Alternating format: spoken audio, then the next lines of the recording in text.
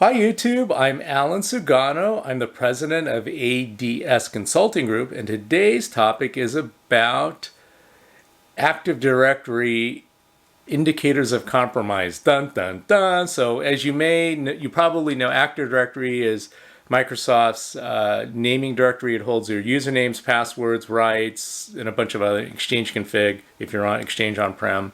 But basically, if your Active Directory is compromised, that's a bad day for everybody. So a couple of things to look for is if you suspect that Active Directory has been compromised. One is pretty obvious. Look for accounts that were recently added or unknown user accounts. We recommend actually you put in a description for the user, and then if a hacker maybe adds a rogue account they didn't put in the description, you can sort the accounts in Active Directory users and computers by description, so all the accounts without a description will float to the top. That's not the catch-all and be-all security, but it's just a quick and dirty reality check.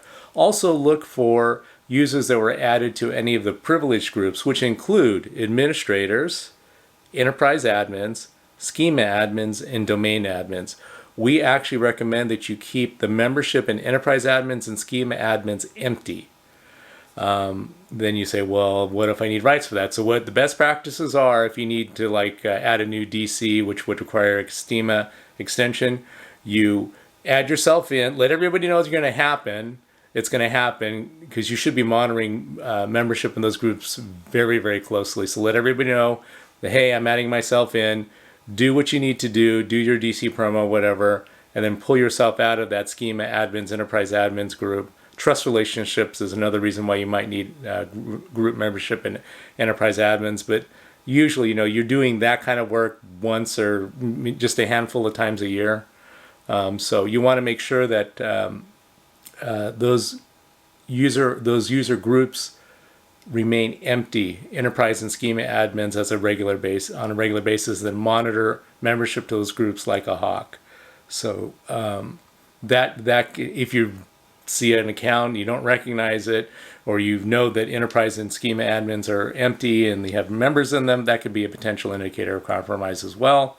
Also, we've seen hackers actually take enterprise admins. Now, enterprise admins by default have all rights to the root of your domain in Active Directory. We've seen them just remove those rights. And if that happens, and normally a normal admin wouldn't do that, that can also be a potential indicator of compromise. Also, if you've seen any recent password resets, that can also be an indicator of compromise.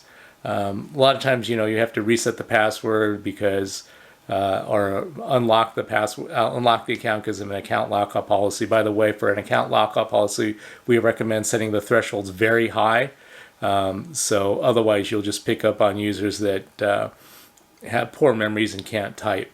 And when we mean really high, most people we ask, if you're doing an account lockup policy, why are you trying to prevent? Usually the answer is we're trying to prevent a scripted attack. So then if it's a scripted attack, then just figure out how many times somebody can log in manually over a 5-minute period, which can be roughly, let's call it 10 times. So more than 50 times in 5 minutes, then maybe you trigger the account lockup policy instead. So anyway, that's not the catch-all and be-all of indicators of compromise, but it's certainly a good place to look.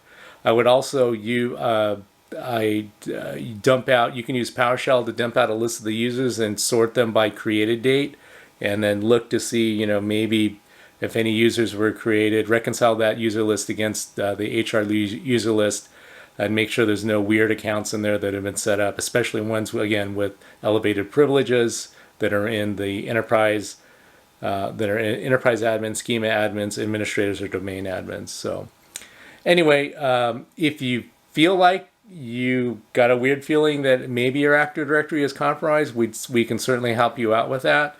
You can send an email. I'll put a link here, info@adscon.com. Thanks a lot for listening. Stay safe out there. Please boink, hit the subscribe button, boink, hit the like button. It does help out the channel. Thanks a lot, and we'll talk to you soon.